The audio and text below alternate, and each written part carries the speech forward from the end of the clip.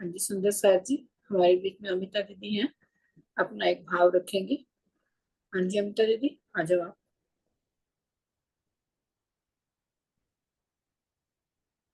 बोलो श्री प्राणनाथ प्यारे की जय।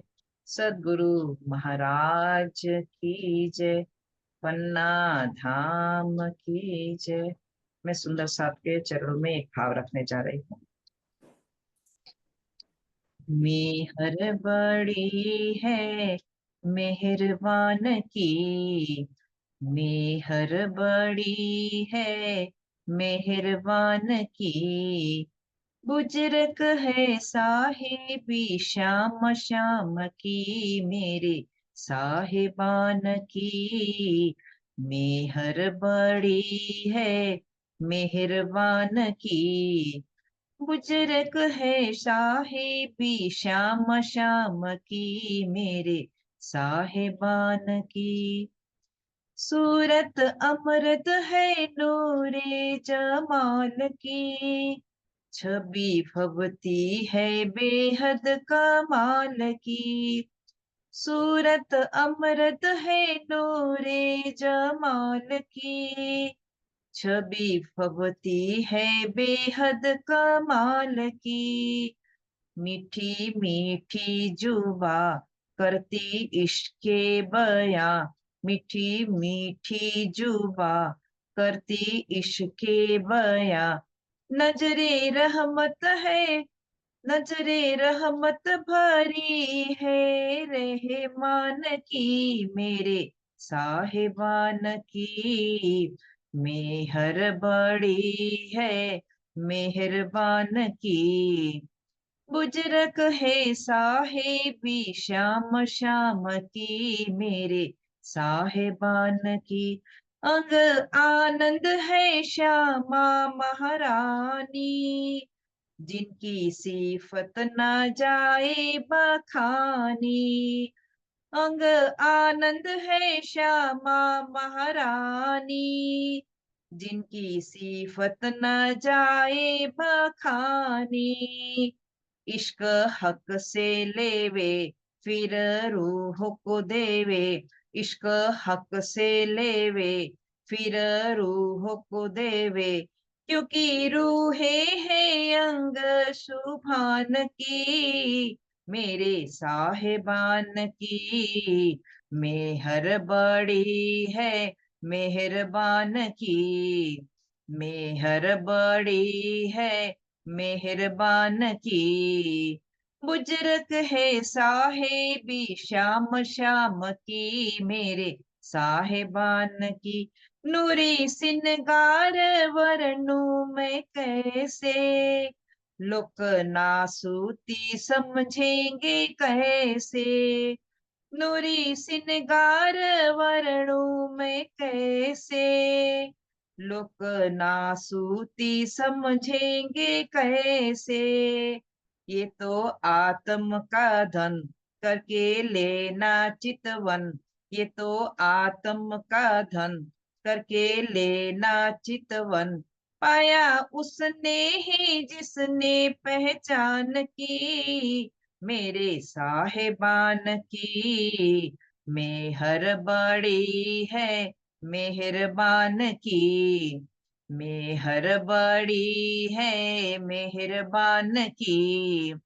बुजुर्ग है साहिबी श्याम श्याम की। मेरे साहिबान की। मेहर बड़ी है मेहरबान की। बुजुर्ग है साहिबी श्याम श्याम की। मेरे साहिबान की। मेरे साहिबान की। सभी सुंदर साथ के श्री चरणों में कोटि कोटि प्रेम प्रणाम जी प्रणाम जी प्रणाम जी।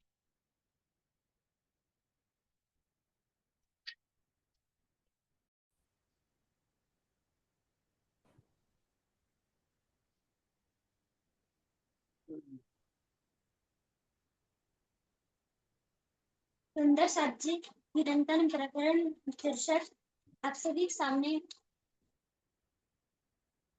भाव रखने जा रही हूँ। जिन सजन से बाकी नहीं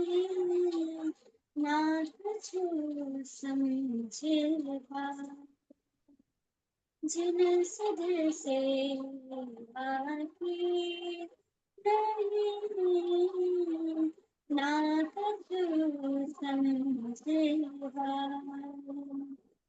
तो काहे को गिनावे आप साथ में, तो काहे को गिनावे आप साथ में। जिन सुध नाम सुपंसा क्या, जिन सुध से बाकी नहीं, ना कछु समझे पान। जिन सुध से बाकी नहीं, ना कछु समझे पान। दूध तो देखा नहीं, देखा ऊपर काल है। दूध तो देखा नहीं, देखा ऊपर काल है।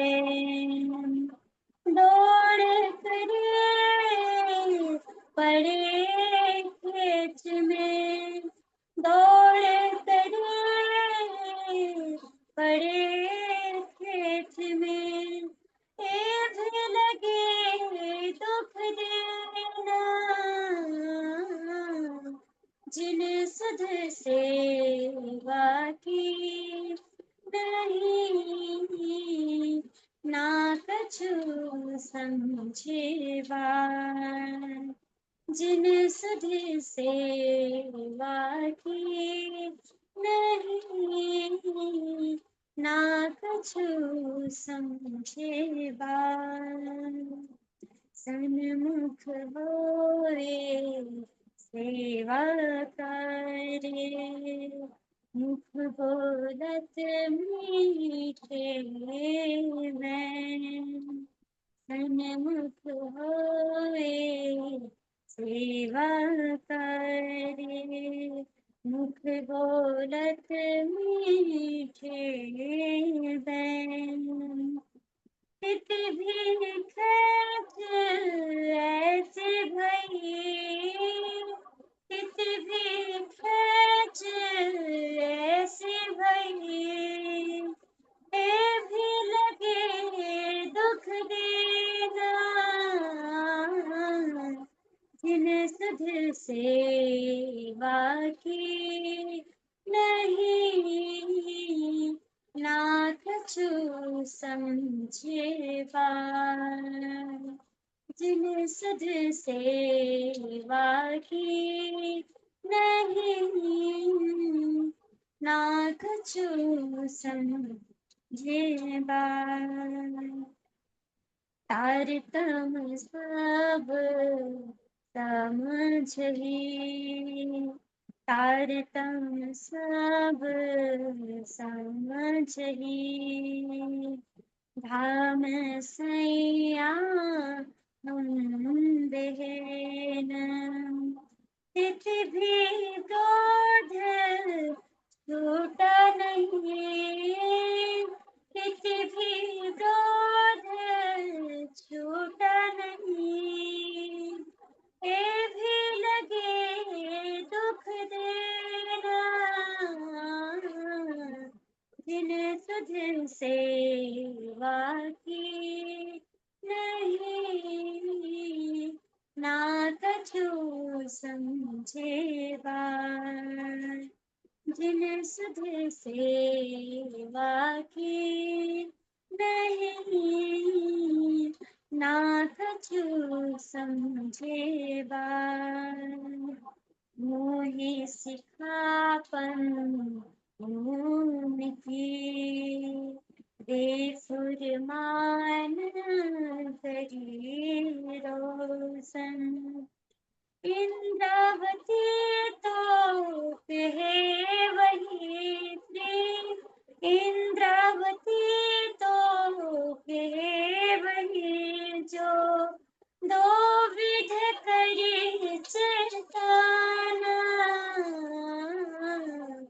बिन सुध सेवा की नहीं, ना कछु समझे बात। तो कहीं को गिनावे आप साथ में, तो कहीं को गिनावे आप साथ में, जिन सुझना सुकंसार, जिन सुझना सुकंसार ज्ञान, जिन सुध सेवा की नहीं, ना कछु समझे बात, ना कछु समझे बात, ना कछु समझे बात। बोलिए श्री प्राणनाथ प्यारे की जय। प्रणाम।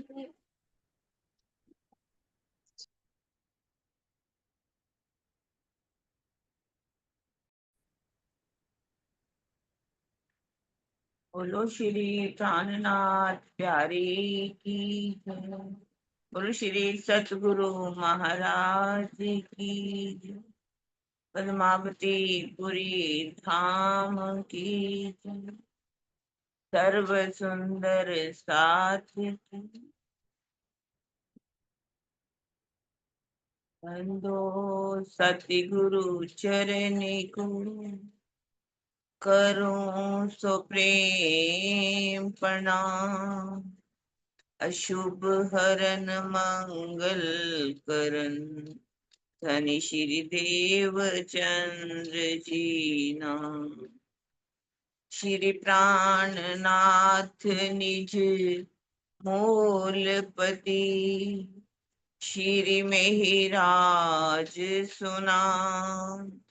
तेज कुंवर श्यामा युगल को पल पल करूं प्रणाम। पिया जी को पल पल करूं प्रणाम। चर्चा प्रारंभ होत है सुनो साथ चित दे। भजो राज श्यामा श्री प्राणनाथ सखी जीवन हमारो प्रिय। श्री महामती कहे साथ जी भया चर्चा का वक्त। अब तुम सुनियो चित दे लाल आगे आए बैठे इन तखत। लाल आगे आए बैठे इन तखत। श्री महामती कहे ऐसे नो ए छठे पहर की बीतक। अब कहूँ पहर सातवां जैसी सोबत हक। जैसी सोबत हक। अब रात पहर दो गई पहर 4 दिन 2 रात। उपरांत पहर सातवां कहूँ ताकि विख्यात। कहूँ ताकि विख्यात। बोलो श्री प्राणनाथ प्यारे की जय। बोलो श्री सतगुरु महाराज की। आप अक्षराधि धाम के धनी धाम के दूल्हा लालदास जी के धाम हृदय में विराजमान होकर के अब हमें 7वें पहर की बीतक जो है वो सुना रहे। कल हमने 5वें पहर की बीतक सुनी। 6ठे पहर की बीतक सुनी। 6ठे पहर में हमारे धामधनी किस तरह से सुंदर साथ को रात को 9 से 12 बजे तक चर्चा सुनाते। सारी जमात 5,000 सुंदर साथ आकर के वहां बैठ जाते हैं चर्चा सुनने के लिए। और चर्चा होते होते रात के 12 जो हैं वो बज जाते हैं। और 12 बजे के बाद भी कभी कभी इससे भी आगे जो है समय बीत जाता है। तो सुंदर साथ जो है आप अपने धनी के लिए सेजा तैयार करते हैं। इन समय सेज समारत द्वारका नारायण द्वारका दास गंगा दास परमानंद और सेज समारत खास। ऐसे समय में नारायण दास जी, द्वारका दास जी, गंगा दास जी और परमानंद आकर के सेजा को किस तरह से तैयार करते हैं। इत सेज समारत ए जो दोए पलंग के एक पर बैठे एक कोतल शोभा कहीं न जाए। दो सेजा लगाई गई है बंगला जी से। एक पर तो शिव जी साहब विराजमान होते हैं, एक कोतल, एक खाली रहती है। ऐसा नहीं, वो बिछाई गई है बायजू राज के लिए, पर वो कहाँ जाकर के विश्राम करती हैं, कोठा मंदिर में। वो खाली पलंग रहता है। पर सुंदर साथ ने ऐसा नहीं कि एक ही शिवजी साहब का पलंग लगा दिया कि एक बार तो सोते हैं और दूसरी जगह क्यों खराब करनी, फिर दूसरे बायजू राज जी के लिए वो तो सोती नहीं। पर सुंदर साथ के भाव हैं, उन भावों को पूरा करने के लिए सुंदर साथ ने दो जो है पलंग सजाए हैं। और जो पलंग है कैसे नूर भरे हैं, कैसी उनमें आभा उठ रही है। किस तरह से पचरंगी निवार की जो है वो पाटी से बुने गए हैं, अति कोमल है। उस पर जो तकिया गद्दा बिछाया गया है, उस पर चादर बिछाई गई है, उस पर तकिया लगाया गया है, जिस पर धाम धनी ने विराजमान होना है। और उनकी जो बंद है किस तरह से सुंदर साथ ने चारों बंद बांध रखे हैं। और क्या है, पांचों रंग की जो निवार है उसमें दिखाई दे रही है। सिराने रखे गए हैं, गाल मसूरिये रखे गए हैं जिसके 4 डांडे हैं, और ऊपर छतरी की शोभा भी आई। झालर झलकी नूर की ऊपर छतरी की, ऊपर छतरी है और किस तरह से झालर जो है जो चारों तरफ लगी हुई है वो झलक रही है। सेज बिछाई स्नेह सो फेरत ऊपर हाथ जिन तिन का कोई रहे बिशंबर सेवे इन साथ।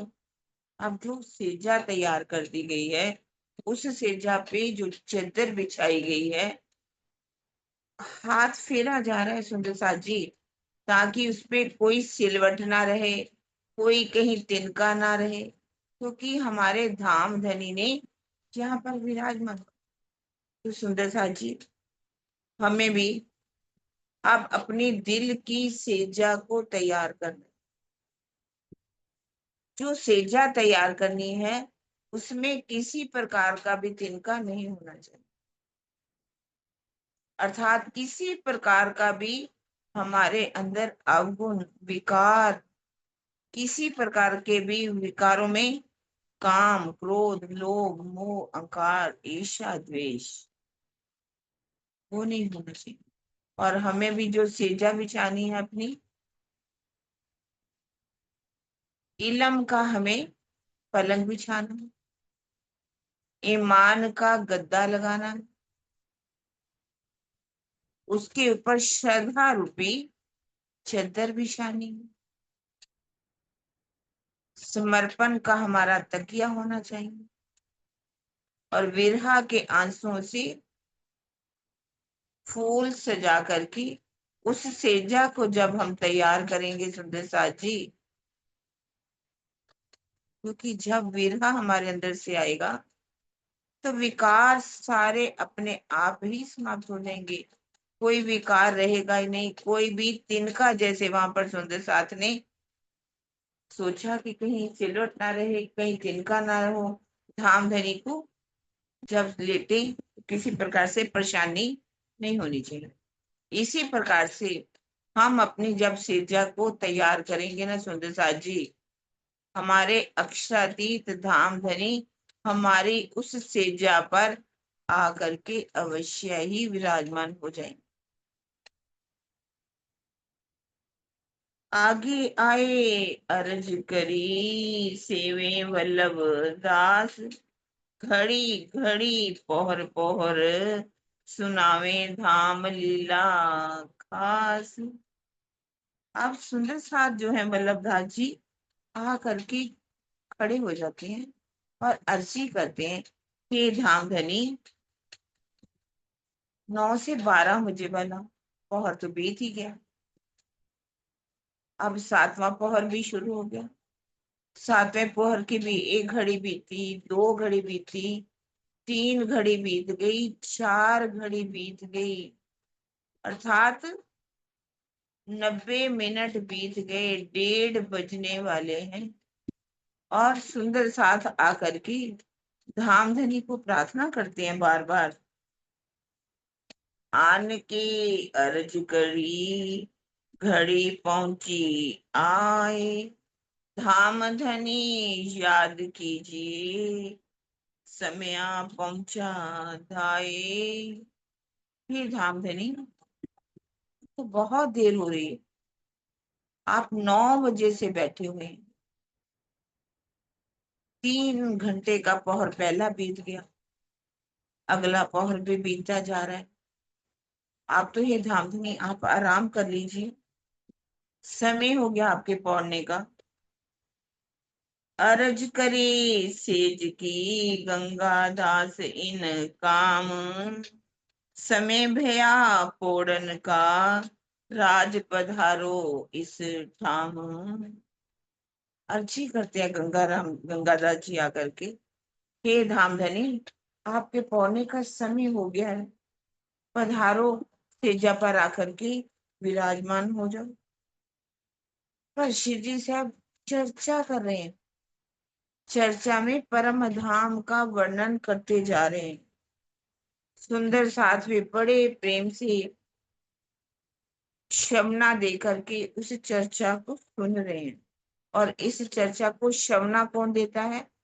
जो खास खास मोमिन है, परम धाम की ब्रह्म सृष्टियां जो हैं, वो इस चर्चा को ध्यान से सुनती, अंदर की दृष्टि खोल करके सोचती हैं ये कहाँ का वर्णन हमारे धामधनी आज कर रहे हैं, आज किस तरह से वो हमें कहाँ लेके जा रहे हैं, आज वो हमें पाट घाट लेकर के जा रहे हैं, जहाँ हमें आज कुंजवन की रेती में लेकर के जा रहे, आज कुंजवन की रेती का वर्णन हो, कुंजवन कैसा है, निकुंजवन कैसा है, वहां की रेती कितनी कोमल है, उस रेती पर हम किस तरह से प्रेम भरी लीलाएं करते हैं, कैसे हमारे पांव जो है उसमें दब जाते हैं, जब पांव दब जाते हैं तो किस तरह से सखियां एक दूसरे के ऊपर गिर रही हैं। इस तरह से धामधनी लीला कभी कहीं की लीला का वर्णन करते हैं। जब वो उन लीलाओं का वर्णन करते हैं तो धामधनी को समय का कोई आभास नहीं रहता, कितना समय हो गया, वो उन लीलाओं में पूरी तरह से डूबे हुए हैं। अब बीच में कोई सुंदर साथ आ जाते हैं जब लीला का वर्णन हो, तो जैसा उनके दिल में आता है ताका उसका उत्तर जो देते हैं, पर चर्चा में किसी प्रकार का भी भंग नहीं होता, वो उनका जवाब देते हैं। इस तरह से लाल दास जी भी आ जाते हैं, कोई कोई आयत आ जाती है, और आयत का भी अर्थ जो है बता देते हैं। जयंती दास जी आते हैं, वो आकर के अर्जी करते हैं श्री जी से, आज सुंदर साथ में ये बात हो गई, आज इस सुंदर साथ को इतने पैसे चाहिए। जो भी सुंदर साथ ने बात की होती है वो उनका आकर के उत्तर देते हैं। गोकुलदास इत आए के लियावत हदीसे, केशवदास पढ़त हैं हदीसा इन समय। अब केशवदास जी आ जाते हैं, हदीसा पढ़ना शुरू कर देते हैं और श्री जी साहब उन हदीसों को भी पढ़ करके उनका उत्तर देते हैं। चारों तरफ जो सुंदर साथ हैं गिरदवाएं घेर लेते हैं, फिर आकर के अर्जी करते हैं, हे धामधनी बहुत देर हो गई। क्या कहते हैं, पधारो मेरे वाला जी रंग भरी रैन, पधारो मेरे वाला जी रंग भरी रैन। कब की खड़ी में अर्ज करत हूँ, कब की खड़ी में अर्ज करत हूँ, क्यों ना सुनो मेरी बैन, पधारो मेरे वाला जी रंग भरी रैन, पधारो मेरे पिया जी रंग भरी रैन। चुन चुन कलियां में सेज बिछाऊं, चुन चुन कलियां में सेज बिछाऊं, क्यों ना सुनो मेरी बैन, पधारो मेरे वाला जी रंग भरी रैन, पधारो मेरे पिया जी रंग भरी रैन। अब ये तो अर्जी बहुत सुंदर साथ करते हैं, अपने धामधनी को रिझाते हैं कि हे धामधनी अब तो देर हो गई, कब की खड़ी मैं अर्ज करती हूँ, क्यों ना सुनो मेरी बहन, आप मेरी बात को क्यों नहीं सुनते हो, मैंने कैसे सेजा बिछा दी है। वास्तव में ये जो अर्जी है सुंदर साथ जी हमें करनी है यहाँ पर। हे मेरे धामधनी क्यों नहीं आप हमारी बहन को सुनते, क्यों हमारी अर्जी को क्यों नहीं सुनते मेरे पिया। अब तो मैंने सेजा भी आपके लिए तैयार कर ली, चुन चुन करके सेजा को तैयार किया सुंदर साथ जी। हे मेरे धामधनी अब तो आप आ जाओ, अब तो मेरे प्रीतम इस सेजा पर विराजमान हो जाओ। इस तरह से जो करते आधी पर घड़ी दोए चार बतीत, फेर के अरज कर होत हैं, कहीं उठत ले आओ प्रतीत। इस तरह से अर्जी करते करते सुंदर साथ जी कभी 45 मिनट बीत जाते हैं तो कभी 90 मिनट भी बीत जाते, अर्थात रात का 1:30 बजे का समय हो जाता। महाराजा छत्रसाल जी भी यदि चर्चा में आ जाते हैं और वो जब चर्चा को सुनते हैं तो कोई भी सुंदर साथ उस समय उठ करके नहीं कहता कि धामधनी देर हो गई आप उठो। बाईजूराज जी भी जब बहुत समय हो जाता है तो बाईजूराज जी आकर के इशारा करते हैं, धनी बहुत देर हो गई, अब तो इस किताब को आप रख दीजिए। आप देखते हैं कि जी साहब तो बाईजूराज जी भी आकर के खड़ी हो गई, तो वो किताब को रख देते हैं, तो उठ करके तैयार हो जाते हैं चलने के। और उस समय सुंदर साथ जी बहुत ही एक प्यारी सिपाही है, क्या बोली जाती है, तुम सूरत राखो धाम में, श्री राजपुरन की ठौर, इन समय अपने स्वरूप को याद ले आओ ना, और याद ले आओ ना।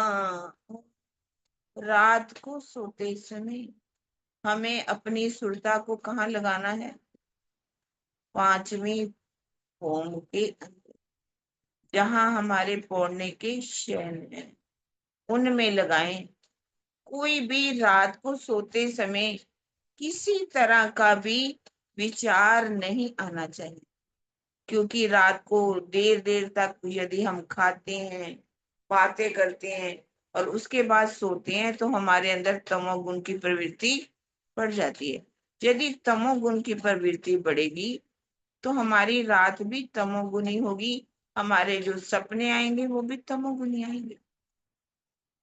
यदि हम रात को सोते समय अपनी सुरता को पांचवी भौम में लेकर के जाते हैं, हमारी पांचवी भौम में कैसे हमारा रंगपुर वाली मंदिर है और हमारे धाम धनी कैसे विराजमान है, और हम कैसे अपने धनी को कैसे उड़वाते हैं, कैसे वो पोड़ते हैं, कैसे सैया जो है वहां सेवा करने के लिए आती हैं, किस तरह से आभूषण जो है उतारे जाते हैं, किस तरह से सुंदर साथ उनकी सेवा करते हैं। कुछ सखियां कैसे गायन करती हैं और गायन करके अपने ध्वनि को रिझाती हुई अब अपने जैसे ही मंदिर में पहुंचती हैं। यहाँ जो है मार्फत की वो स्थिति होती है। धाम धनी बताते कि हमारे अंदर ही है, क्योंकि हम ये सोचते हैं पहले कि हम तो श्यामा जी के पास रंगपुर वाले मंदिर में राज्य को छोड़ करके आए, पर धाम धनी तो जैसे ही हम अपने मंदिर में पहुंचते हैं वहां हमारे धाम धनी तो हमारा इंतजार कर लेता। वो सखी आज कितनी देर लगा दिया, आज देर से क्यों आई? जिन राज्य को हम वहां छोड़ करके आए हैं तो वो राज्य कहाँ पर है? हमारे दिल के अंदर ही, और वो हमारे सामने ही मार्फत की अवस्था में हमारे अंदर है, लेकिन हकीकत की अवस्था में अब वो हमारे सामने आकर के बुला देते। और किस तरह से पूरी रात सुख लेवे सारी रात, सुख लेवे सारी रात जोलो हुए करनाथ, जब तक प्रातः काल नहीं हो जाता उनके साथ। राज्य के साथ कैसे हम पौड़ते हैं, कैसे आनंद की लीला करते हैं परम धाम के अंदर। यहाँ वाले तमोगुण तो नींद है ही नहीं, जब पांच तत्व का शरीर नहीं है, तीन गुण नहीं है, वहां यहाँ की गुण इंद्रियां नहीं, तो वहां पर ना काम इंद्रियां हैं ना ज्ञान इंद्रियां हैं।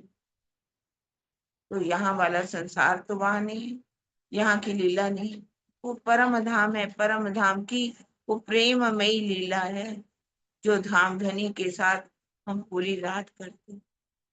और इस तरह से हमें रात को अपनी सुरता को पांचवी भौम में लगाने के लिए धाम धनी हमें सिखा पर यहाँ दे रहे। रूप वर्णन सने सो करत साथ पर प्यार, इन समय को सुख क्यों कहूं जो करते थे मनोहार। धाम धनी हम सब सुंदर साथ कैसे दिखाते, कैसे ही हम अपने धनी के साथ प्रेममयी लीलाएं परम धाम में करते थे, उनका वर्णन यहाँ पर करके हमें बता रहे हैं। इस समय वल्लभदास जी आ जाते हैं और आधी रात के समय का 6 बजे से लेकर के जो भी परम धाम की लीला होती है, तीसरा से 6 बजे के बाद हमारे सुखपाल खड़े हो जाते चांदनी चौक में। हम सीढ़ियां चढ़ करके चौक में आते हैं, धाम दरवाजा खुल जाता है, 28 धाम के चौक में जाते, और हम कहाँ जाते हैं? रसोई की हवेली में। रसोई की हवेली में हम अपने भोजन लीला करते हैं, और वहां से हम सीढ़ी वाले मंदिर से पहली भौम, दूसरी भौम, तीसरी और चौथी भौम में जाते हैं। चौथी भौम में निरत की लीला होती है। सोचिए कि सुंदर साथ जी, मैं ही नवरंग बाई हूँ, आज मैं अपने धाम धनी को रिझा रही हूँ।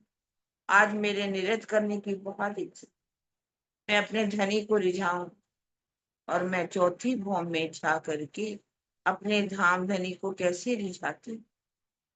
और किस तरह से नवरंग बाई हमारे पूरे जुट के साथ वहां पर विराजमान, धाम धनी कैसे नृत्य की लीला देखती, एक घुंघरी की आवाज चाहती है तो एक घुंघरी की आवाज होती है, दो की चाहते हैं तो दो की आवाज आती है, तीन की चाहती है तो तीन की आवाज आती है। यदि चाहती है कि 12,000 घुंघरों की आवाज आए तो 12,000 घुंघरियों की आवाज वहां। धाम धनी इस लीला पर इतने नंदित हो जाते हैं कि वो पानों का बीड़ा नवरंग बाई को मुझे मेरे अपने हाथों से मेरे मुख में डाल, हम सब सखी वहां से कैसे पांचवी चौथी भौम से पांचवी भौम में जाते, सब चौकों को पार करते हुए 28 स्तंभ की फुलवारी को पार करते हुए उस जो 9 हवेलियां हैं हमारी फोड़ने के मंदिर है, जहाँ पर 1.5 चौक को पार करके रंगपुर वाले मंदिर में जाकर के अपने धनी को विराजमान करते हैं, अपने अपने मंदिरों में चले जाते हैं। इस तरह से वर्णन किया जाता है वहां पर। अब शिव जी साहब माणिक भाई जी के घर जाते हैं, एक तरफ लालदास जी ने हाथ पकड़ा हुआ, एक तरफ लच्छीदास जी, मकरंदास जी भी आ जाते हैं, पावड़े बिछाए जाते हैं। हिम्मत बाई सुंदर साथ है, पावड़े बिछाने की सेवा करती है। लटके मटके चलते हुए शिव जी साहब माणिक भाई के घर जाते हैं और वहां पर जा करके यदि किसी सुंदर साथ का कोई बात होती है तो वहां पर उनका निपटारा भी कर देते। इस तरह से आकर के सब जब सिरजा पर विराजमान होते हैं, सभी सुंदर साथ अपने धाम धनी की चरणों में प्रणाम करते, जब प्रणाम करते हैं प्रणाम करके, और सबसे बड़ी अच्छी छुपाई है यहाँ पर, आई विराजे सेज पर सब साथ किया प्रणाम, आप अपने आसन गए पहले उठी सब आम। सब अपने सिजा पर तो जाते हैं और सबसे ज्यादा पहले कौन उठता है? जीव सृष्टि। उनको चिंता होती है कि शुक्र है अब ये जो आखिर की हमने कर्म कांड करना था वो भी कर लिया, चरणों में प्रणाम हो गई, अब तो जा करके हम आराम करें सो जाएं। इस तरह से आम जीव सृष्टि जो है उनके लिए ये शब्द आया है, वो वहां पर अपनी अपनी सेजा पर जाकर के विराजमान हो जाती। अब गोदावरी बहन आ जाती है, कटोरी में तेल लेकर के आती है और अब उनकी चोटी बालों में अर्थात बाल जो है उनमें तेल लगाती है और क्या कहती है, हे धामधनी आपने कैसा खेल दिखाया, भला दिखाया खेल, हमें आपने बहुत ही अच्छा खेल दिखाया है। और वहां पर बाईजूराज जी से जो भी बातें होती हैं कि हमारी बाईजूराज जी कितनी, उनको लग रहा था धामधनी सुबह से बैठे हुए हैं, रात के भी 1-1:30 बजे का समय हो गया, अभी तक सुंदर साथ को सुख दे रहे हैं, उनको आनंद में विभोर कर रहे हैं, अपने शरीर का तो वो ध्यान ही नहीं करते। जो जो बातें बाईजूराज जी गोदावरी बहन के साथ करते हैं वो आकर के बताते हैं। इस समय बिहारी दास जी आ जाते हैं, अंगीठी भर करके कोयले की लेकर के आते हैं और थाली में भी गारे भरे होते हैं, सेजा पर बिछाए उसको गर्म करते हैं। उनके वस्त्रों को ओढ़ने वाली चादर हो और रजाई हो उसको भी गर्म किया जाता है। इस तरह से शिव जी साहब अपने गोटा जो है कंठ पे कानों में पहन लेते हैं, क्योंकि रात का समय है, ठंड का समय है उस समय, ताकि शिव जी साहब को ठंड ना लगे।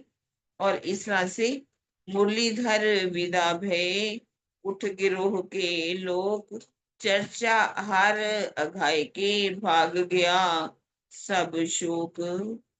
यहाँ से मुरलीधर जी कुछ समय के लिए विदा होते हैं, बाहर उड़ जाते हैं, क्योंकि चर्चा से उनकी आत्मा पूरी तरह से तृप्त हो जाती है, उनका जीव भी पूरी तरह से तृप्त हो गया।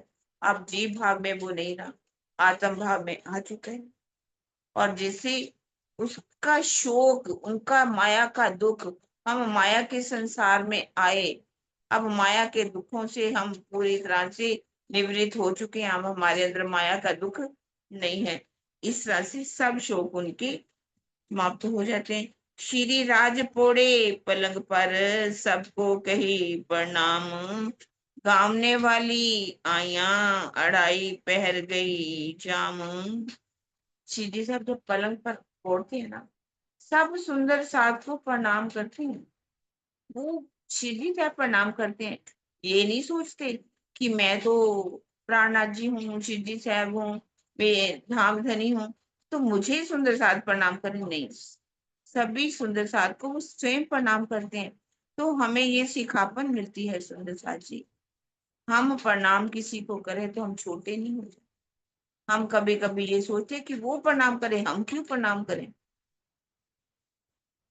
तो कई चाहे राज्य आपको कितनी भी प्रतिष्ठा दे दे, कितना भी ओधा आपका बड़ा हो जाए, कितने सुंदर साध को जागृत करके आप उनकी सुरता को परम धाम में लगा दीजिए, पर अपने अंदर विनम्रता को रखिए। जैसे वो प्रणाम करते हैं, अगर वो कोई सामने वाला नहीं प्रणाम करता तो हमें प्रणाम उनको करनी चाहिए।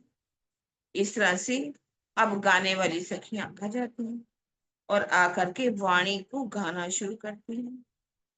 सेजा के सामने हंसे जी, एक हंसा शामन, केवल केशवदास और दौलतदास जी भी आ जाते हैं।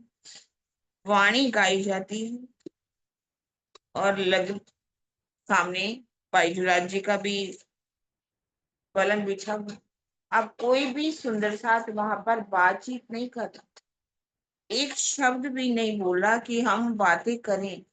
जैसे कि हम अक्सर देख रहे हैं, रात को देर देर तक सुंदर साथ बातें करता रहता है, पर अब समय हो गया, शिवजी साहब पढ़ने लगे हैं, आराम करने लगे हैं, तो सुंदर साथ भी बहुत आराम से वाणी का वहां गायन हो रहा है, उसको सुनते हैं। और सामने काका की कोठरी है, मूल में वहां पर पन्ना जी के अंदर। आज तो वहां पर वो जो म्यूजियम वो बन चुका है, तो वहां पर कुरान और हदीसों पर केशवदास जी चर्चा करते हैं, गोकुलदास जी भी आते हैं, मूलचंद जी भी आते हैं, बहुत से सुंदर साथ आकर के वहां बैठ जाते हैं। पर वर्णन आता है, कभी 4, कभी 8, कभी 16, कभी 20, कभी 40, कभी 50, कभी 60, कभी 70, कभी 80, कभी कभी ही इससे ज्यादा तो हो पाते हैं। और रात को इससे ज्यादा, भले ही ब्रह्म धाम की ब्रह्म सृष्टियों का वर्णन 500 आता है, लेकिन 500 तो शायद कभी होते ही नहीं। और वो आकर के क्या निष्ठावान आते हैं सुंदर साथ। चर्चा जो हजूर ने की होती है, उस चर्चा की अर्चा होती है कि आज हमारे धाम धनी ने हमें क्या बताया, आज कैसा वर्णन किया। आज उन्होंने हमें फूल बाग का वर्णन करके बताया, या नूर बाग का वर्णन करके बताया, पुखराजी पहाड़ का वर्णन कराया करके बताया, उनके 5 पेड़ों का वर्णन किया, नीचे कैसे 5 वर्णन पेड़ है, कैसे उनकी छज्जे कैसे बढ़ते जाते हैं, 250 भोम तक कैसे छज्जे बढ़ते हैं, कैसे ऊपर को जाते हैं 750 भोम तक, कैसे ऊपर चांदनी बनती है, उसमें चांदनी के ऊपर कैसे 16 हाथ की हवेलियों का वर्णन आता है, 1000 हाथ की हवेलियों का वर्णन आता है। अब शिव जी साहब जैसे जैसे वर्णन किया था, वैसे वैसे ही सुंदर साथ उसका एक एक बात की चर्चा करते हैं। और शिव जी साहब कहते हैं, सुंदर जाओ मुरलीधर जी, आज देख के आओ कितने सुंदर साथ बैठे हुए। वो आकर के गिन करके बताते हैं, हे शिव जी साहब आज तो इतने ही सुंदर साथ। उतनी ही कलंगियां जो हैं, हार जो हैं, उन सुंदर साथ के लिए वो भेज देते हैं कि इन सुंदर साथ को भेंट स्वरूप दे करके आओ। रात का समय हो गया, अब 3 बजने वाले हैं और सुंदर साथ फिर भी चर्चा की अर्चा कर रहे हैं। और बड़े प्यार से जब सुंदर साथ को दिया जाता है, शीश नीवा करके उस भेंट को स्वीकार करते हैं कि हमारे धामधनी ने हमें ये भेजा है।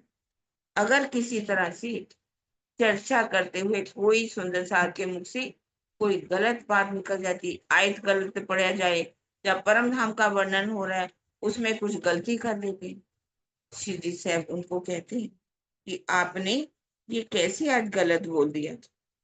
इस तरह से रात का पहर बीत जाता है 7वां, अब 8वां पहर वहां पर शुरू होता है। श्री जी पलंग पर पड़े हुए हैं, वहां गाने वाली सखियां आई हुई हैं, उस वाणी को गाती हैं सुंदर साध जी। वाणी धाम धनिये की, ए जे 14 तबक हयात, पहचान भई ना काहू को, रूहें पिए है आती हो आबू जात। ये वाणी कौन सी है? धाम धनी की वाणी, किसी पैगंबर की, किसी अवतार की ये वाणी नहीं, परम धाम की ये वाणी है। और जिनको धामधनी की पहचान हो जाती है वो यहाँ पर अखंड हो जाते हैं, उनको कैसे भी से मिल जाती है।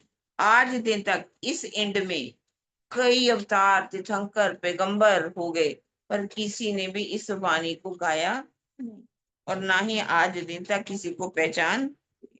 इस वाणी को सुनने की ताकत त्रिगुण के पास भी नहीं है, यानी ब्रह्मा विष्णु महेश, इनसे ऊपर ऊपर मैं किसका वर्णन करूं? कोई भी ऐसा नहीं हुआ जिसको इस वाणी की पात्र ही नहीं थे। कहा जाता है जब उमा को शिव जी ने भी कथा सुनानी चाहिए तो उन्होंने कहा कार्तिक और गणेश को भी ये कथा नहीं सुनाना, उमा तो सुन ही नहीं पाई थी। शिव जी ने सुनाई भले ही थी पर वो भी सामाजिक अवस्था में।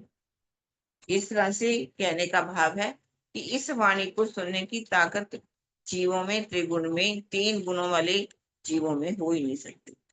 अब धाम धनी सोरस सागर रीलत, कोई ना धरत कान। जब ये जो वाणी है कौन सुनेगा? परम धाम की ब्रह्म सृष्टि, जीव सृष्टि को तो ये वाणी अच्छी ही नहीं लगेगी। वो कहेंगे नहीं नहीं वाणी नहीं बोलनी, हम भजन ही बोलेंगे। भजनों में रस आता है, वाणी में रस नहीं आता उनको। अगर उनको वाणी में रस नहीं आता ना, सुंदर साथ जी कहते ए वाणी को सुनते अवेश न आया अंग, सो नहीं नीचे वासना, करूं जीव भेले संग। इस वाणी को सुनते हुए यदि आपको किसी प्रकार का प्रेम का वेश नहीं आता, दीदार की इच्छा नहीं पैदा होती, तो सो नहीं नीचे वासना, वो परम धाम की आत्मा ही नहीं है। उसको क्या कहना चाहिए? जीव कहना चाहिए। जीव के साथ उनको जोड़ देना चाहिए। और ये वाणी की कौन सुनता है? इस वाणी से जो पावे ए पटंतर, ताकि पालना वृथा जाए, सो इस रस में झीलत, ताको और कछु ना सुहाए। जिसको इस वाणी की पहचान हो जाती है, वाणी किसकी है? हमारे अक्षरातीत की वाणी है, ये माया के दुखों को दूर करने वाली वाणी है। तो इस रस में वो पूरी तरह से डूब जाते हैं, सारा सारा दिन सुंदर साथ इस वाणी को सुनते हैं, वाणी ही लगा करके रखते हैं, चाहे वो चर्चा के रूप में हो, चाहे वो वाणी के गायन के रूप में हो। जब भी समय मिलता है वो इसमें डूब जाते हैं, क्योंकि ये वाणी ऐसी है। इन वाणी इन धाम की ले बैठावत निज धाम, सबको सुख उपजे हुए पूरे मनोरथ काम। इस वाणी को सुनने से क्या होता है सुंदर साथ जी? हमारी सुरता जो है कहाँ पहुंच जाती है? परम धाम के अंदर लगती, और कहती सबको सुख उपजे। सबकी आत्मा को आनंद मिलता है और सबकी चाहनाओं को पूर्ण कर देती है। जब वाणी को सुनते सुनते इतना प्रेम अंदर आ जाता है, तो जो भी वाणी सुनाई जा रही है, जहां का भी वर्णन हो रहा है, तो उस वर्णन से क्या होता है, सुंदर साथ की चाहनाएं पूर्ण होती है। धाम धनी का उनको दीदार होता है।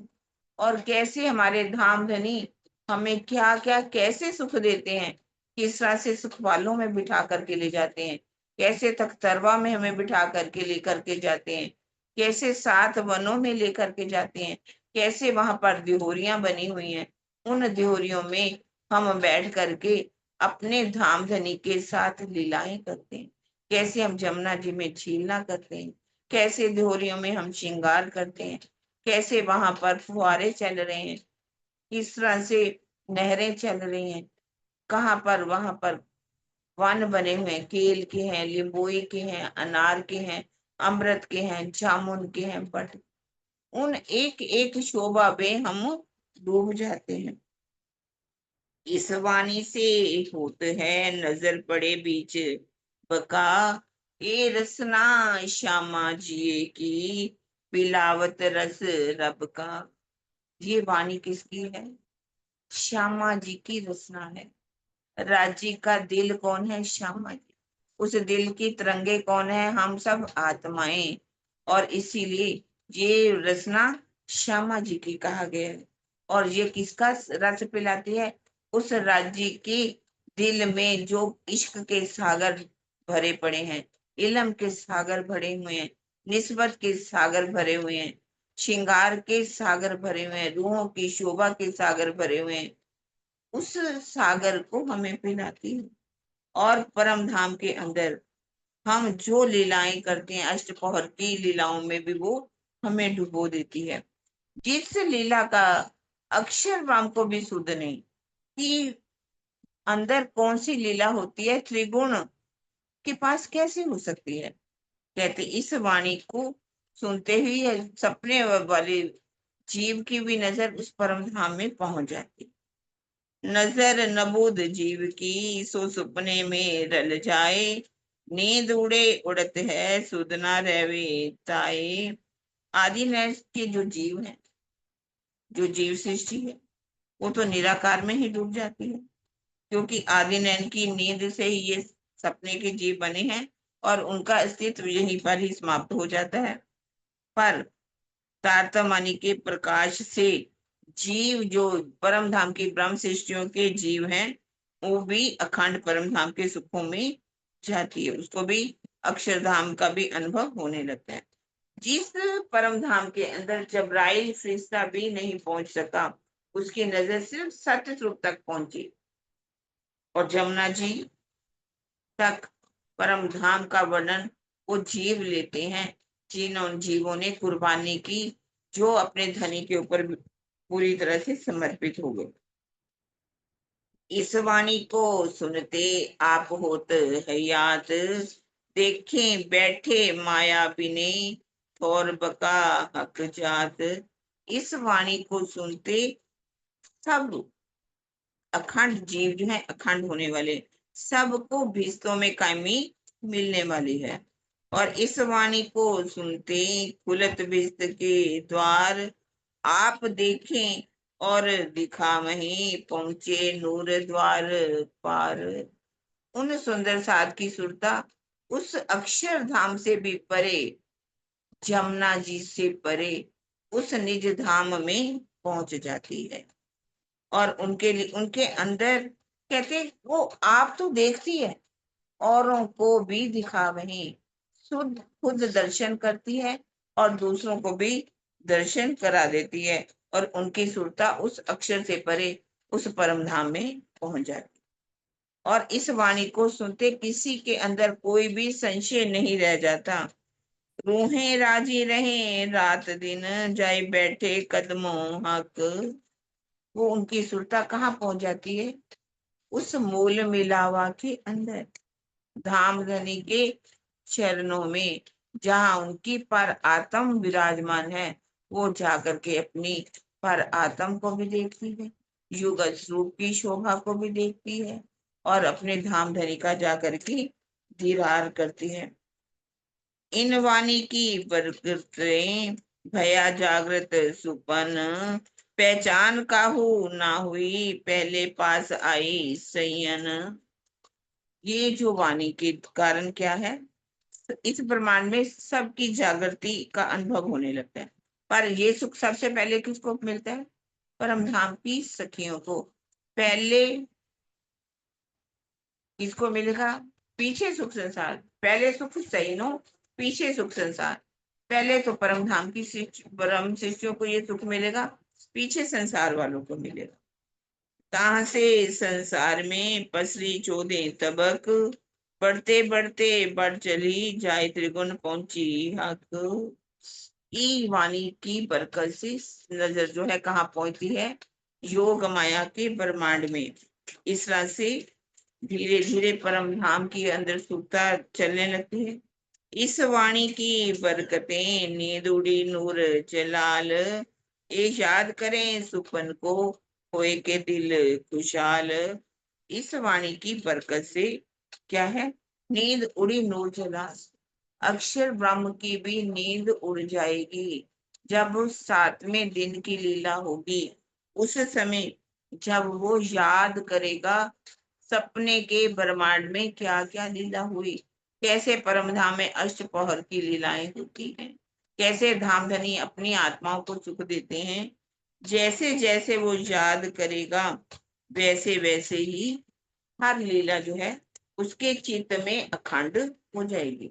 याद करो वाणी को तब उठे आठों बिस्त, इन वाणी की बरकतें धाम अंदर पाए किस्त। जब याद करेंगे आठों बिस्ते कैसे कायम हो जाएंगी। पहली बिस्त में ब्रह्म सृष्टियों के जीव जाएंगे, दूसरी बिस्त में ईश्वरी सृष्टि के जीव जाएंगे, तीसरी में वो मोहम्मद साहब के ऊपर पूरी तरह से ईमान लाने वाले जो जीव हैं उनको बिस्त बनेगी उनकी। चौथी बिस्त जो है रास के अंदर जिन जीवों ने भाग लिया, और 5वीं बिस्त ब्रिज वाले जीवों को वहां पर अखंड उनकी बिस्त बनेगी। छठी बिस्त जो है देवी देवताओं की होगी, 7वीं पैगंबरों की होगी, और 8वीं आम खलक सबको किस तरह से कायमी मिल जाएगी। ये लीला कब होगी सुंदर साथ जी? 7वें दिन की लीला में। इन वाणी की बरकतें मावे ना जिमी असमान, शून्य छोड़ बका पहुंचे सो मोमिन सुन के कान। इस वाणी के बरकत से भी ये शोभा इतनी है जो इस आसमान में और जिमी पर भी नहीं समा सकती।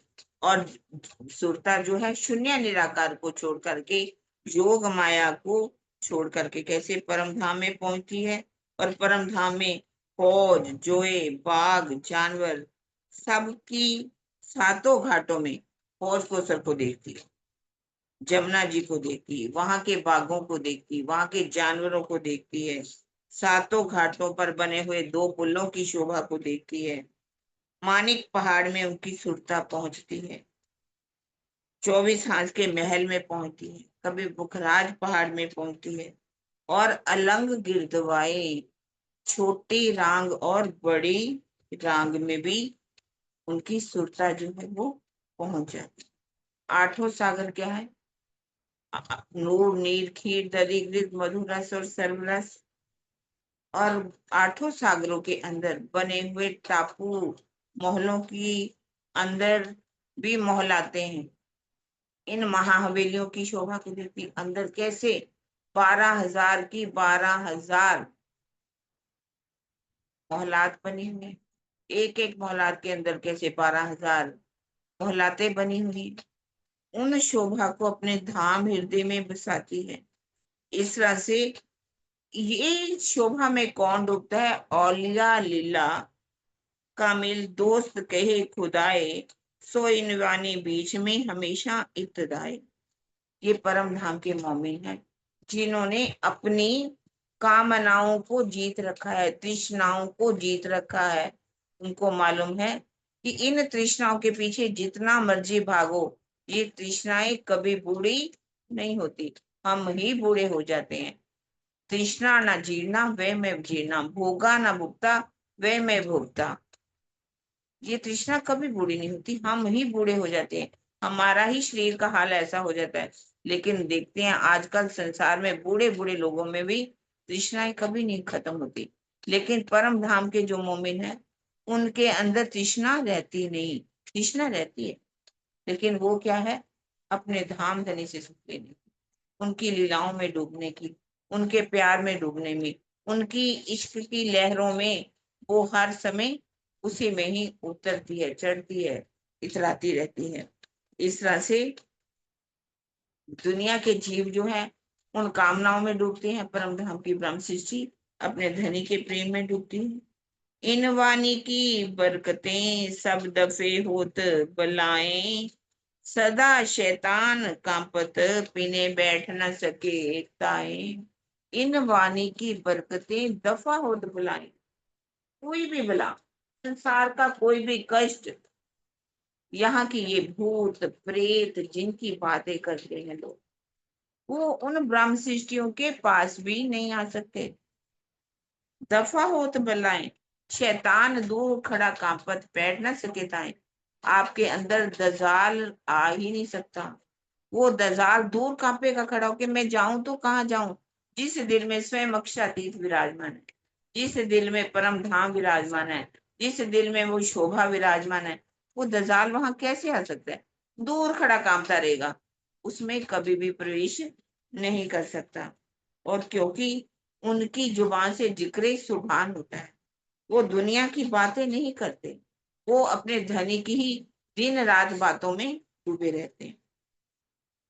अब शिव जी साहब वहां बैठे हुए, लेटे हुए, कहूँ आंख मिली के ना मिली फिर सुनत है कान, कबू आगू पीछे धरफ गए कई मोमनों, कहे मोमिनों को सुभान।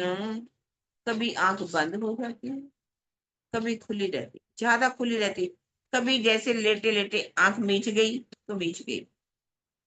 उनको कभी भी सोते हुए आप नहीं सुनेंगे, पूरा दिन में लीला होती है। अष्टपहर की लीलाओं में एक चौपाई में कहीं एक वर्णन आ गया कि कहूँ आंख मीची कि कभी ना मीची, थोड़ी सी आंख बंद हो गई तो हो गई, वरना वो चर्चा सुनते हैं कि मेरे सुंदर साथ बाहर बैठ करके क्या चर्चा कर रहे हैं। और किस तरह से यदि कोई सुंदर साथ आगे पीछे हरफ कह देता है कि हे, तो शिव जी साहब उनसे कहते हैं, हे सुंदर साथ जी बताइए, ये हरफ आपने आगे पीछे कह दिया। तो सुंदर सा हाथ जोड़ करके खड़े हो जाते हैं, धनी हमसे भूल हो गई, ये गलती से हमारे मुख से शब्द निकल गया। वो पूरी तरह से फिर से समझाते हैं, कहते हे धनी अब ये भूल हमसे कभी भी नहीं होगी। इस तरह जो करते इन भांत से, बाकी रात रही घड़ी चार, आया समय विरत का गिरो उठने का करें विचार। 4:30 का समय हो गया सुंदर साथ जी, इस तरह से घड़ी 4 रह गई, सिर्फ 90 मिनट रह गई, और इस तरह से विरत पड़ने का समय आ जाता है। स्वरूप मुरली धर के केस करें साथ को प्रणाम, साथ सब कोई उठे अपने देख रिया के काम। अब रात को जो सुंदर साथ सो चुके थे, अब सब उठ जाते हैं, सब सुंदर साथ को कहते हैं कि ये सुंदर साथ जी अब समय हो गया व्रत पढ़ने का। सबको प्रणाम करते हैं, कुछ कुछ सुंदर साथ देख रिया के कार्य के लिए भी चले जाते हैं। कोई नींद करते हैं, कोई सुनत चाहे विरत, कई सुंदर साथ लेते हुए अभी उनकी नींद पूरी नहीं हो रही, और कई ऐसा चाहते हैं नहीं नहीं विरत पढ़नी पड़ी जा रही है, हम इस विरत को सुनेंगे। और उस समय मंगला आरती भी होती है, मंगल आरती श्री साहब की उतारी जाती है। और कुछ सुंदर साथ जो अपने घरों में चले गए होते हैं, और वो वहां पर निष्ठा बंद आकर के इस मंगल आरती में शामिल हो जाते हैं।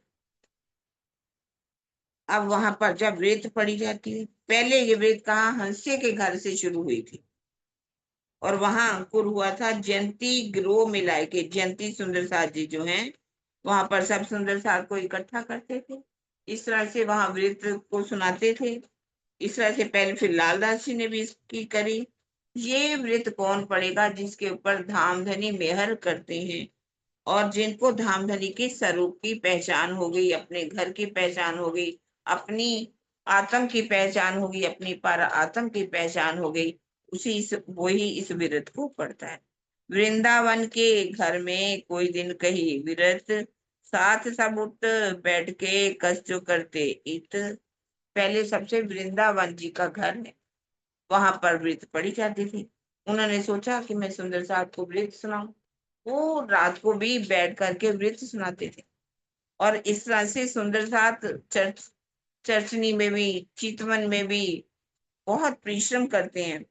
अग्यारी जोलो रही दिल बड़ो चाह धरे, फेर ठंडे पड़ते गए कोई कहे लाल अंग धरे।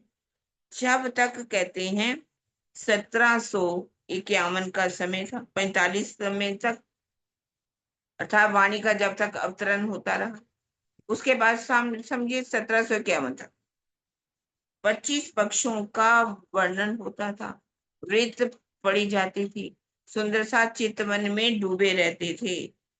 लेकिन सबके दिल में एक उमंग थी कि हम वाणी को पढ़ें, सुने, चितवन करें, चर्चा करें, चितवनी को, चर्चनी को सीखें।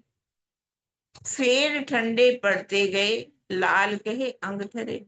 धीरे धीरे जैसे समय बीतता गया, 30 वर्ष तक ईश्वरी सृष्टि का राज रहा, ज्ञान सुनते रहे, सब चर्चा करते रहे। लेकिन बाद में 70 साल तक कर्म कांड ही कर्म कांड चारों तरफ फैल गया और धीरे धीरे चितवनी की, जो चर्चनी की जो लो जल रही थी, इतनी धीमी होती गई, धीमी होती होती होती अब ये जाकर के उस, देखिए कुछ समय से ही फिर से इस प्रेम का अब घी उसमें डल गया और ये रोशनी ऐसे बढ़ने लगी। सुंदर साथ के हृदय में आया, नहीं, हमें इस चितवन को भी करना है, चर्चनी को भी सीखना है। हमारा ये घर है, हमारे घर में कैसा उसकी शोभा है, हम अपने घरों में जहां जहां रहते हैं, जहां लीला करते हैं, हमें उसको सीखना चाहिए, समझना चाहिए, उसकी शोभा को अपने धाम हृदय में बसाना चाहिए। इस तरह से लाल दई मकरंद को फिर दई लाल खान, जो तीन फिरते कहे श्री राज सुनत। पहले लालदास जी करते हैं, फिर मकरंद दास जी करते हैं, फिर लाल खान की ये शोभा। इस तरह से श्री जी साहब उसको सुनते रहते हैं, फिर कहवा मंगा करके वो पीते हैं। बैठे बैठे सुन भी रहे हैं, कहवा भी आ जाता है। महावजी भाई इस समय आ जाते हैं, निष्ठा बंद होकर के चर्चा जो है वहां पर सुनते हैं। जो वृत्त सुनाई गई है उन वृत्त सुनाने वालों की सेवा करते हैं, क्योंकि वो सोचते हैं इन्होंने इतनी सेवा की है, इस वृत्त को सुनाया है, तो हमारा भी फर्ज बनता है इन सुंदर साथ को की सेवा करें। उनके अंग दबाने की सेवा जो है वो आकर के करते हैं। इस तरह से अब वो जो वृत्त सुनाई जाती है सुंदर साथ जी उस वृत्त को सुनिए, उस मूल मिलावे का वर्णन कर रहे हैं। धाम की गिरद कह के पहले धाम की चारों तरफ का वर्णन कर, पाट पीपल की चौकी का वर्णन कर, फूल बाग का वर्णन करते हैं, नूर बाग का, अनबन का, धूप दलीचे का, लाल चबूतरे का, बड़ो वन, मधुवन, महावन, ताड़वन और पूर्व दिशा में आए हुए 7 वनों का वर्णन करते हुए इस तरह से अपनी सुरता को कहाँ लेकर के जाना, 100 सीढ़ियां चढ़ करके धाम दरवाजे से 28 धाम के चौक में 4 चौरस हवेलियों को 5 पार करके 5वीं गोल हवेली, वहां पर कैसे चबूतरा, उस पर कैसे सिंहासन, कंचा रंग का सिंहासन जिसके 6 पाए 6 दाने, कैसे गादी, 2 चाकले, 5 तकियों की शोभा है, कैसे युगल स्वरूप विराजमान है,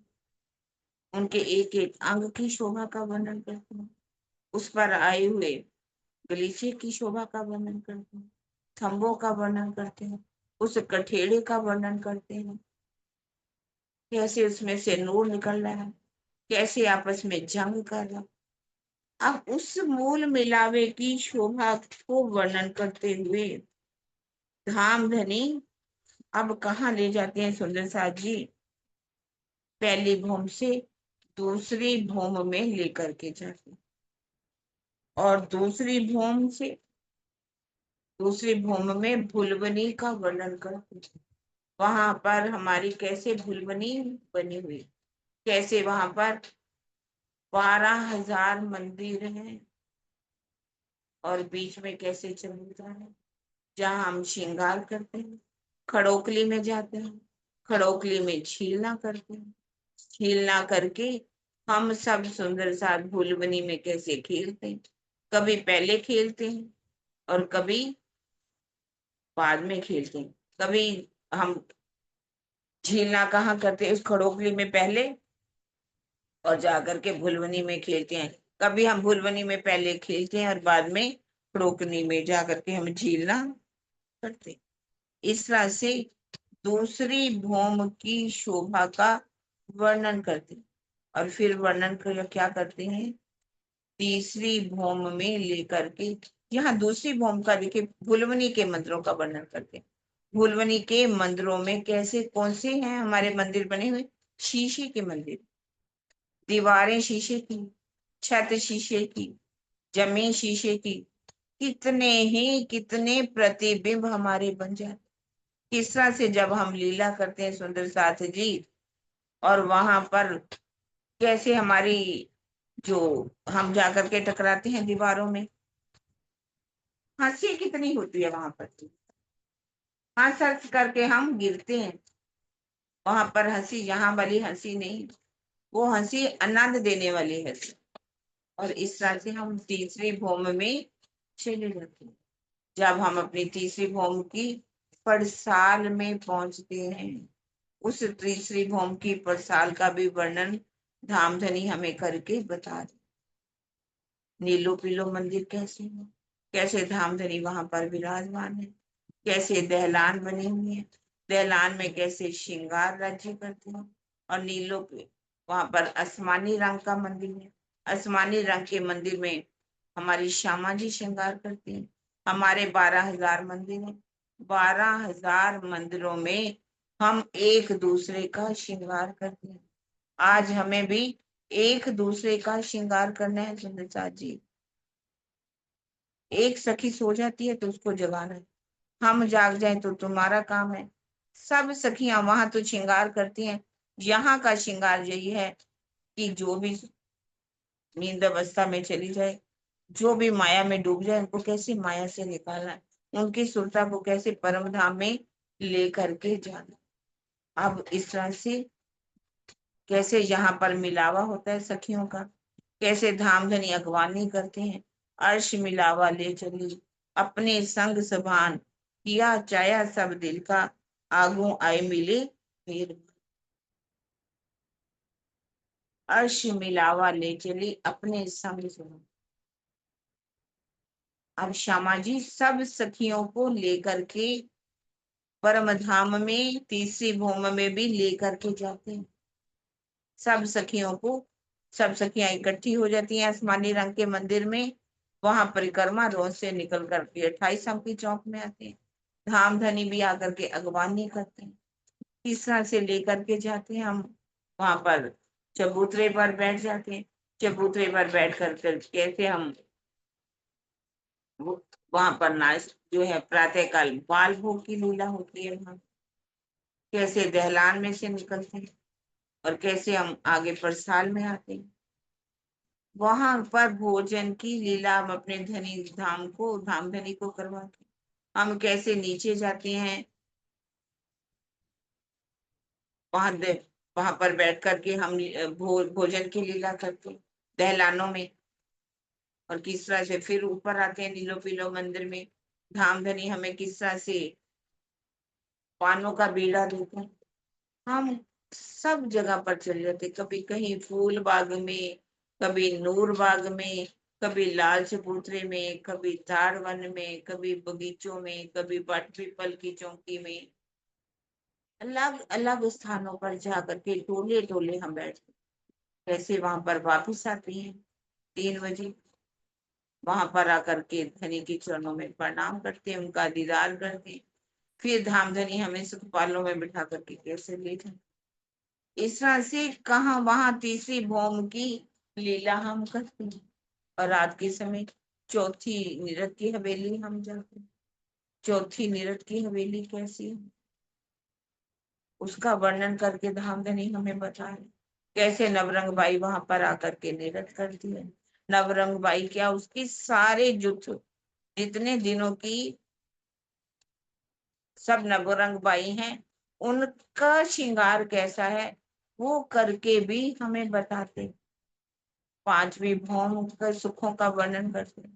पांचवी भौम में कैसे दोपड़े हैं, कैसे त्रिपड़े हैं, कैसे चौपड़े हैं, कैसे वहां पर 64 हवेलियां हैं, कैसे 12,000 मंदिर है, कैफे जुड़ाफे के मंदिर है, रंगपरवाली का मंदिर कैसे है हमारा, कैसे वहां पर अति सुंदर वहां पर मेहराबे बनी हुई हैं, वहां पर ऊपर झरोखों की शोभा आई है, और वहां पर ओढ़ने की कैसी सेजा है, उस धनी के चरण की सर मुखार बिंद किस तरह से है, और वहां से हम अपने अपने मंदिरों में कैसे जाते हैं, हमारे 12,000 मंदिर कैसे, जुड़ाफे के मंदिर कैसे, एक एक की शोभा का वर्णन करके धामधनी हमें बताते। कैसे हम छठी भौम में जाते हैं चंद्रसा, छठी भौम में उस 28 स्तंभ के चौक में हमारे सुखपाल, वहां पर तख्तरवा रखा। सुखपाल जो है, सुखपाल तो हमारे जो 6,000 मंदिरों के साथ जो पहली रौस है वहां पर है। तख्तरवा जो है वो 28 स्तंभ के चौक, हालांकि तख्तरवा है जो 96 हाथ का है, तो वो अपना कैसे वहां पर परम धाम में दीवारें जो है, ऐसा नहीं कि यहाँ की दीवारों की तरह स्थूल है कि वो बढ़ नहीं सकती, सब कैसे बड़ी हो जाती है, कैसे तख्तरवा हमारा निकलता है। तख्तरवा में हम कैसे जब शुक्ल पक्ष में हम घूमने दूर दूर जाते हैं, कभी नूस में, कभी नीर में, कभी दधि गिद्ध मधु रस सररस, 8 सागर 8 जिमे में भी हम घूमने जाते, कभी हम 4 हवेली में जाते, कभी वन की नहरों में जाते, कभी मानिक पहाड़ में जाते, कभी ज्वेरों की नहरों में जाते, कभी होज कोसर की तालाब के अंदर टापू चांदनी में जाते। इस तरह से 7वीं भौम में फिर जाते हैं, 8वीं भौम के हिंडोलों का सुख लेते, 12,000 हिंडोले 7वीं भौम में, 18,000 हिंडोले 8वीं भौम में, 9वीं भौम की दूरदर्शिका में जाते हैं ना सुंदर साथ जी, तो धाम धनी हमें किस तरह से सुख लेते हैं। जब हम पूरब दिशा में बैठते हैं तो पूरब दिशा में 7 वनों का वर्णन करते हैं, जमुना जी का वर्णन करते हैं, अक्षरधाम का भी वर्णन करके हमें बताते हैं कि ये हमारा अक्षरधाम है। पर धामधनी से हमने कभी नहीं पूछा, धामधनी हमें तो अक्षरधाम आप कभी लेकर के ही नहीं। इस तरह से ज्वेरों की नहरों को भी सामने देखते हैं, सब वहां पर सर्वरस सागर को भी हम देखते हैं। जब धामधनी हमें पश्चिम की दिशा में ले जाते हैं तो पश्चिम दिशा में आए हुए फूल बाग को दिखाते हैं, नूर बाग को दिखाते हैं, अनमन को दिखाते हैं, दूब दिलीचा को दिखाते हैं, ज्वेरों की नहरों में और दधी सागर का वर्णन करते हैं यहाँ, क्योंकि इधर दधी सागर आए। जब उत्तर दिशा में बिठाते हैं, उत्तर दिशा में आया हुआ लाल चबूतरा बड़ो वन है, मधुवन है, महावन है, ताड़ वन की शोभा को दिखाते हैं, खड़ोकली की शोभा को हम देखते हैं, आई हुई जो नहर है, जो खुली नहर है, उसको हम देखें। वहां पर आए हुए पुखराजी पहाड़ में 8 निशानों का भी वर्णन करते हैं। 5 कौन से हैं? 5 पेड़ों को दिखाते हैं। 2 घाटियों की शोभा, पश्चिम और उत्तर दिशा में आई हुई घाटियों का वर्णन करते हैं वहां पर। और इधर आई हुई पुखराजी ताल का भी वर्णन करके हमें बताते। 8 निशानों का वर्णन इसमें आया है। और इस तरह से कैसे वहां पर मधु सागर का वर्णन करके बताते। जब वो दक्षिण दिशा में बैठते हैं तो दक्षिण दिशा में आई हुई पट पीपल की चौकी का वर्णन करते हैं। पट पीपल की चौकी के बाद कुंजवान निकुंजवान कुंजवान की रेती अति सुंदर फौज कोसर तालाब दिखाते। फौज कोसर में आए हुए 4 घाटों का वर्णन करते हैं। और 4 घाटों का वर्णन करके टापू महल की शोभा को दिखाते। 24 हांस के महल की शोभा को दिखाते हैं। हमारे आए हुए मानिक पहाड़ की शोभा को दिखाते हैं। और इधर जो है हमारा क्षीर सागर, उसकी शोभा को दिखाते। 4 कोनों में अगेन नैऋत्य वायव्य और ईशान में आए हुए 8 सागरों का 4 जो सागर है उनका भी वर्णन करके हमें हमारे धाम धनी दिखा। ये है हमारी दूरदर्शिका की शोभा। और अब हमें धाम धनी 10वीं भौम में ले जाते हैं। 10वीं भौम में जैसे बीच में सिंहासन है, जो खुला सिंहासन है। हमारे वहां पर सिंहासन लगे हैं, जैसे धनी का सिंहासन है सुंदर साथ जी, हमारा भी सिंहासन वैसा है।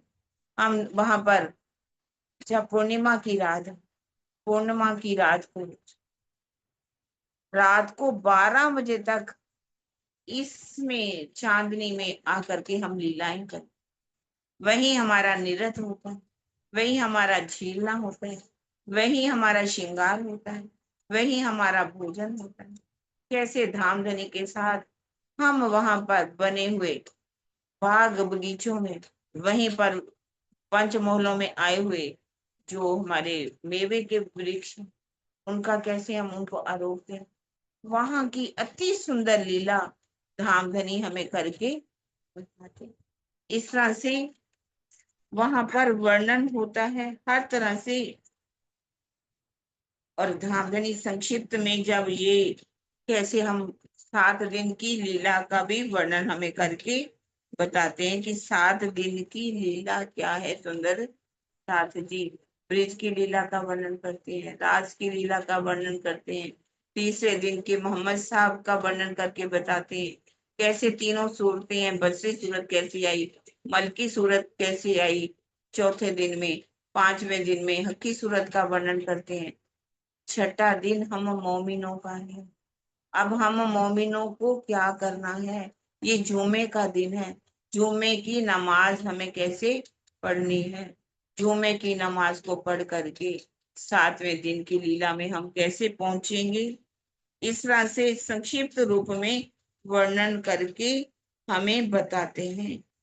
श्री बिरत श्री राज सुनत हैं, होत अरुण उदय, सब सेवा में सन्मुख हुआ प्रातः का समय। ये वर्णन करके हमारे धाम धनी हमें सुना रहे हैं दादा जी के धाम हृदय में विराजमान।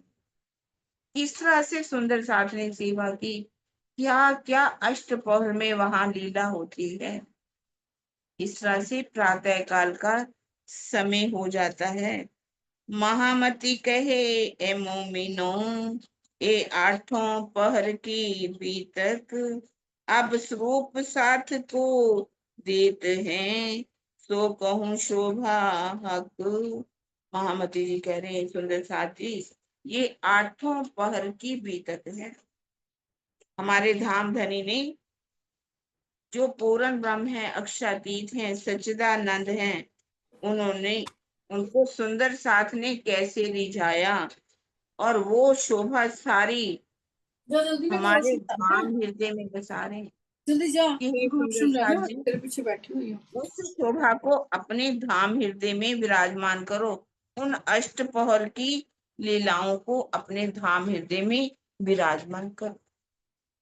स्वरूप साथ को देते हैं, क्योंकि ये जब तक लीला हमारे धाम हृदय में नहीं आएगी, अक्षर ब्रह्म को भी इन लीलाओं को याद करेगा और कैसे आठों बिस्तें बन जाएंगी और इन लीलाओं का सुख लेकर के, इन आठों सागरों की लीलाओं का सुख लेकर के, उस मार्फत का सुख लेकर के, हकीकत का सुख लेकर के, उस इश्क को लेकर के जब हम अपनी धाम हृदय में बसाएंगे और परम धाम में जागृत हो जाएंगे, तभी इन खेल में आने का हमें लज्जत मिलेगी, आनंद मिलेगा।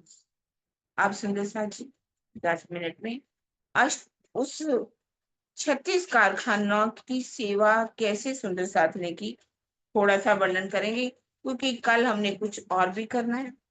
अब कह रहे हैं पहले ये सेवा जो है सुंदर साथ 5,000 की जमात इकट्ठी हुई, उन 5,000 सुंदर साथ की सेवा के लिए कौन दीवानगिरी करते थे? गरीबदास जी। गरीबदास जी का नाम हरिद्वार जब पहुंचे थे खानसामा भी कहा गया, और वो बड़े प्यार से उत्तरदायित्व को संभाल रहा था। अब जब इतनी जमात इकट्ठी हो गई, अब उन्होंने कहा कि ये सेवा मुझसे नहीं होती। ऐसा नहीं कि जबरदस्ती, भले हो या ना हो, मैं ही करूं, मैं ही करूं, मेरा ही नाम हो, नहीं। अब ये सेवा वृंदावन जी को दी जाती है। अब वृंदावन जी कहते ये सेवा मुझसे धामधनी नहीं होती। अब वो सेवा लाल दास जी को दे दी जाती है।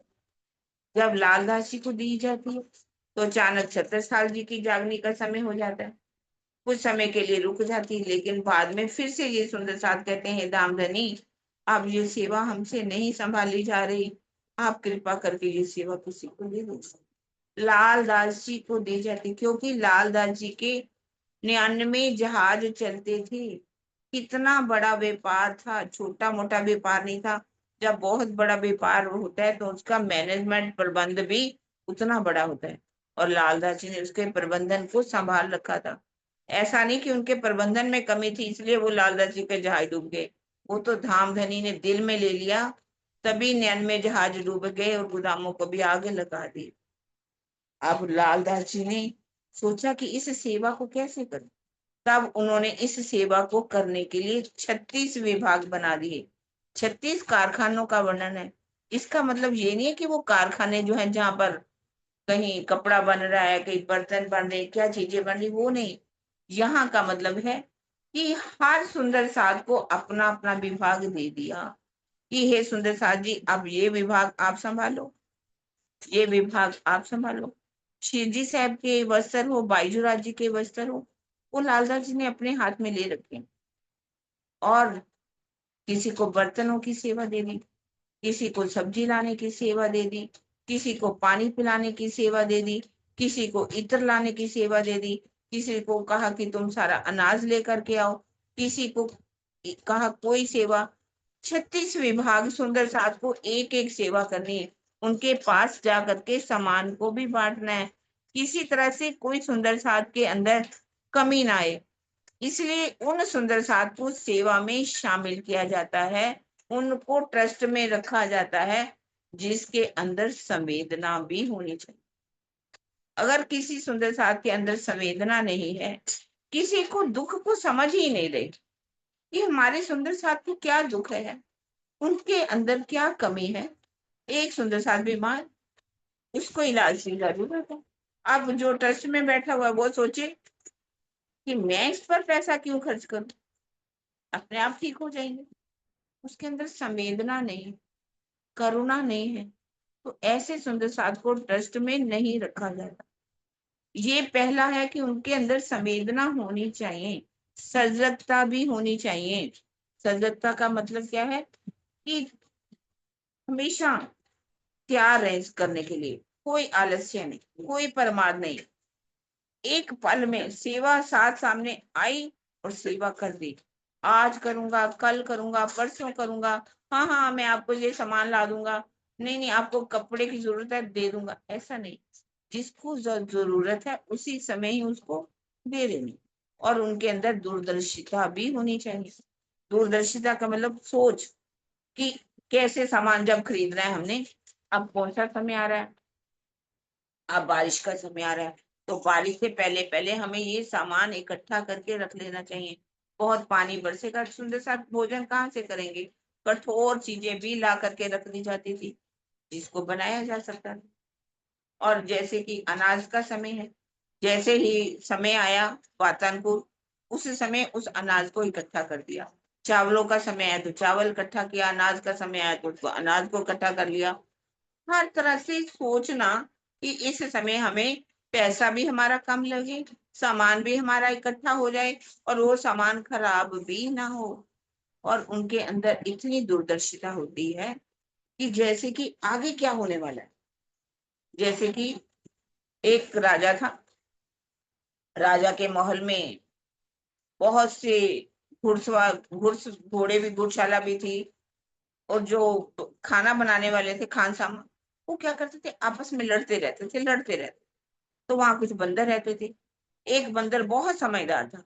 उसने सोचा कि ये रोज लड़ते रहते हैं, कहीं ऐसा ना हो ये लड़ें आपस में, आग फेंक एक दूसरे के ऊपर लकड़ डाल डाल के उठा करके फेंक दें और आग लग जाए।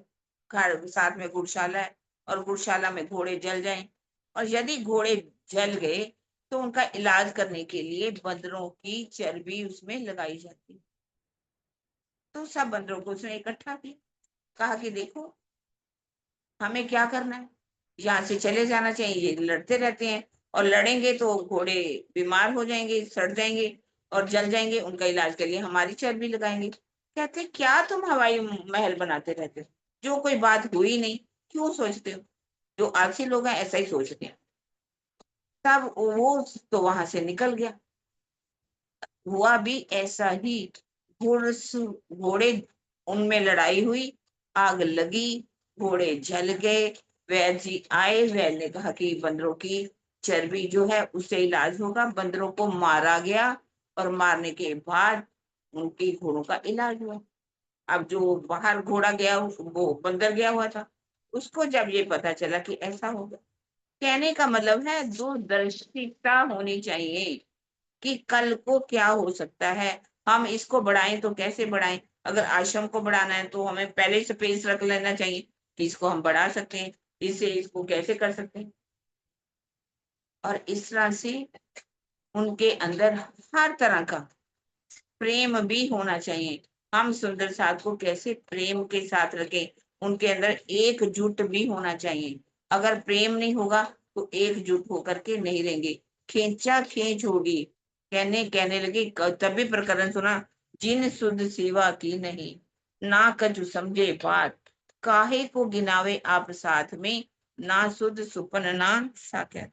उस समय भी सुंदर साथ जी आपस में खींचातानी होती होगी, खींचादानी कर करके तभी तो ये प्रकरण उतरना पड़ा।